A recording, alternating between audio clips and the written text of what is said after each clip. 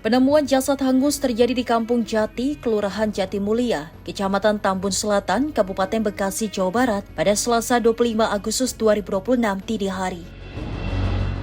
Insiden bermula saat kobaran api pertama kali diketahui warga pada tengah malam.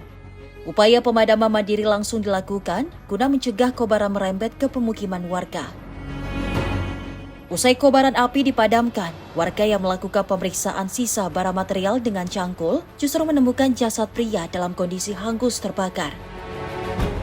Temuan ini dilaporkan kepada pengurus RT sebelum akhirnya diteruskan ke pihak berwajib guna penanganan lebih lanjut.